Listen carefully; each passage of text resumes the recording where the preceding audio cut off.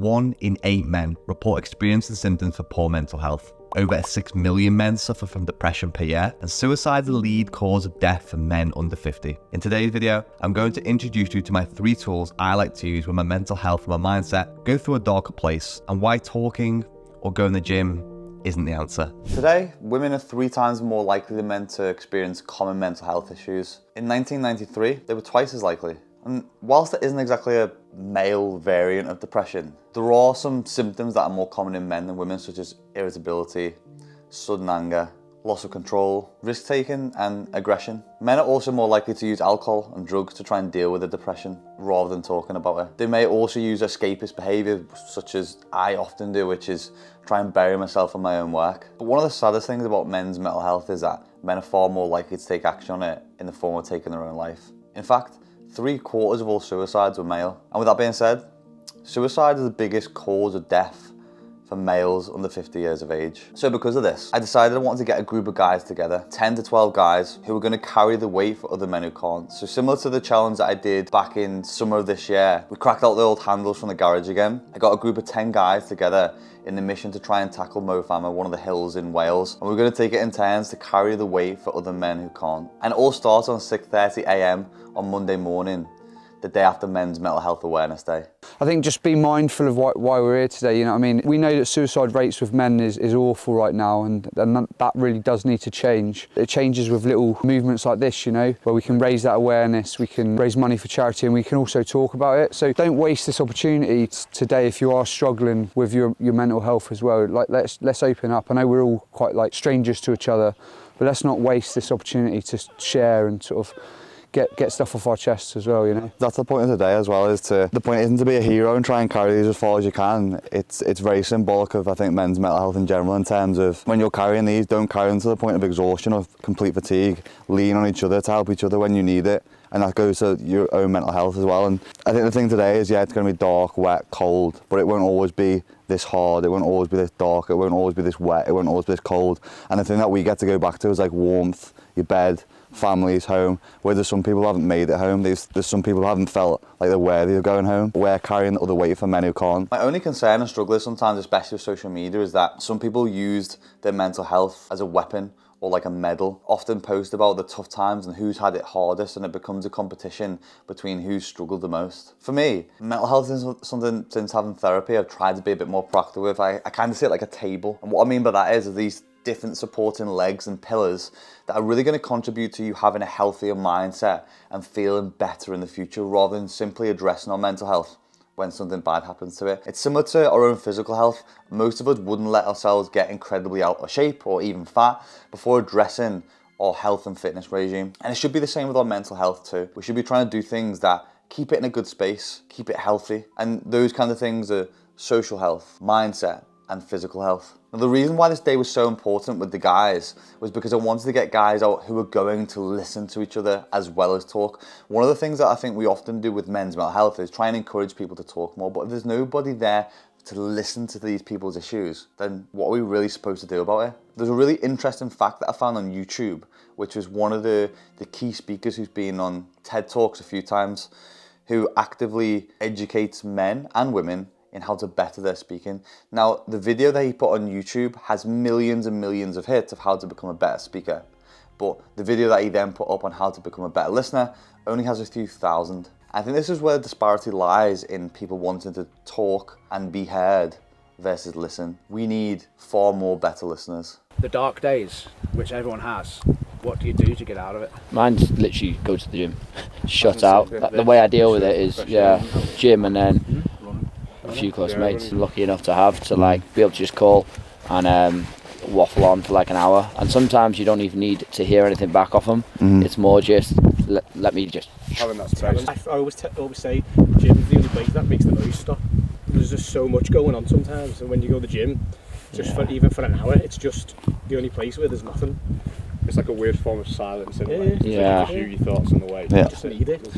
The only thing on that one is that I agree, like the gym's great and like it's something that we should do to be proactive and take that time away, but often people get confused with the gym being therapy and it being therapeutic. It's not the end of it, because the thing with the gym is as well, if you're already in a bad space and you're in a bad headspace and you're going to spend time on your own, looking at at yourself in a mirror and being reflective and like giving yourself more negative thoughts. It's good to like take yourself away for a bit, but I don't think it's like the end. It's the solution to everything. It's a short puts it off for a long-term problem. Yeah, it can't just be a plaster over a wound. There's got to be more to it following that. The gym is an interesting one. So many people call it their own therapy. It's a place where you're alone, you're isolated, short-term fix to a long-term problem, putting a plaster over a wound. It is just one of the pillars of what we spoke about with that mental health table earlier on. And you would never have just one leg to hold the table up. So why only address one area of your mental health with a barbell? And don't get me wrong, the gym is something I've relied on and leaned on tons and tons and tons of times. I think it's one of those things that if you want to make the tomorrow version of you better by doing the thing you need to do today, then 100% you need to do a workout. You need to put yourself out there. You need to be doing something that's going to engage you, push you, and really put you through the pain locker to make you into a better human being tomorrow. And this is why I want to steal this soundbite from the podcast with Chris Williamson and Huberman, where he talks about something called the AMCC, which is about putting yourself in stressful and painful situations to grow and develop. One of the most interesting structures in the entire nervous system is one that gets very little coverage, unfortunately, and it's called the AMCC, which is the anterior mid-cingulate cortex. You have one on each side of the brain. The name isn't really important, but the AMCC receives inputs from a lot of interesting brain areas related to reward, related to autonomic function, so how alert or sleepy we are, to prediction error. It's a hub for many, many inputs and outputs. Hormone systems, etc. Beautiful experiments done by my colleague Joe Parvisi at Stanford have shown that if you stimulate this brain area, a tiny little brain area in a human, they immediately feel as if some challenge is impending and they're going to meet that challenge. It's a forward center of mass against challenge response. This has been seen in independent subjects. They do controls where they then tell them they're stimulating, but they're not actually stimulating, and they're like, I don't feel anything. You can turn on and off tenacity and willpower. Individuals that are dieting or resisting some sort of tempting behavior and are successful in doing that, the size and activity in their AMCC goes up over time, and the structure gets bigger.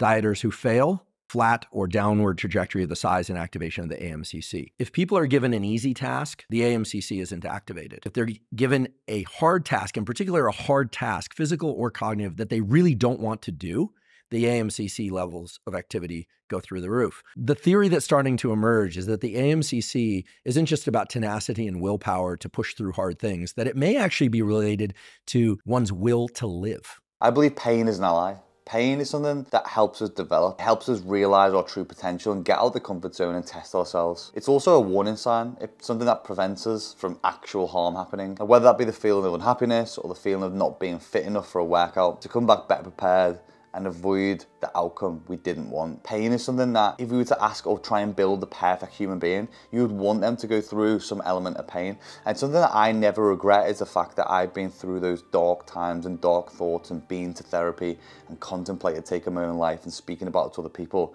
It's really made me into the man that I am today. Now, I want to give you 3 actionable things that you can start to do from today to better your mental health and help with your mindset. And the 3 things that I've actioned all throughout 2023 that have definitely helped me. Number 1, the happy list. The happy list is something that I learned from a guy called Paul Moore.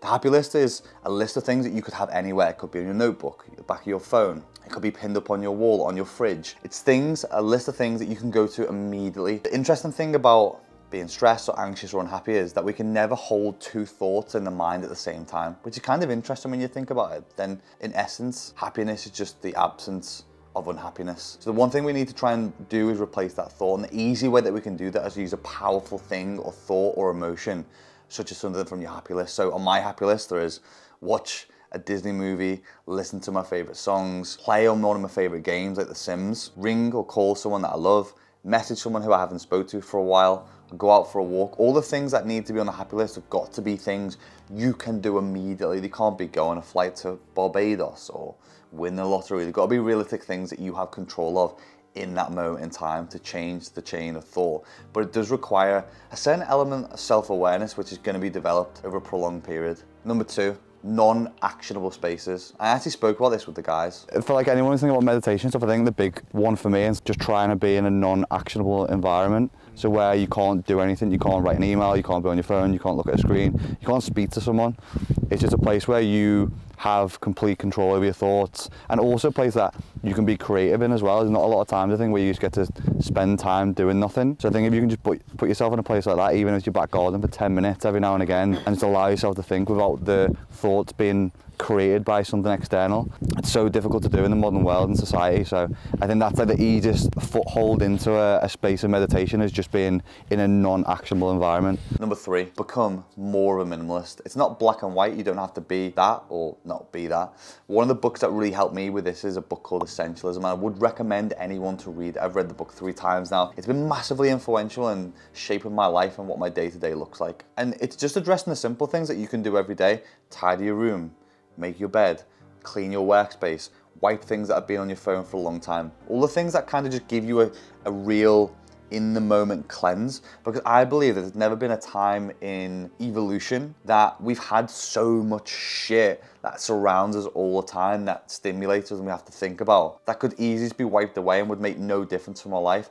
And if you want to, give things away to charity. It's probably another thing which will selfishly or selflessly make you feel better in the act itself. Number 4, bonus, therapy. Again, something that not a lot of guys speak about, but it's something that I went through for 12 months, which is CBT therapy, during a time where I had my NES eating disorder. And I can't really think of anything that I've been through which has been more beneficial to me and my mindset. Now, I know this isn't always accessible to everyone. Therapy is not cheap, but I'll try and leave some links below to websites or help pages that you can potentially go to and find a therapist that might be fitting for you. You have to be willing to take action and do things that are invisible until tomorrow. And by tomorrow, that could be weeks, even months down the line. Doing the invisible things isn't sexy, it isn't shiny, it isn't trophies and medals. It's doing the little things, it's doing the workout, it's doing the steps, it's speaking to the person, it's listening to the music, it's taking the break when you need to, it's getting things off your chest, it's being a good listener. These are the invisible things that compound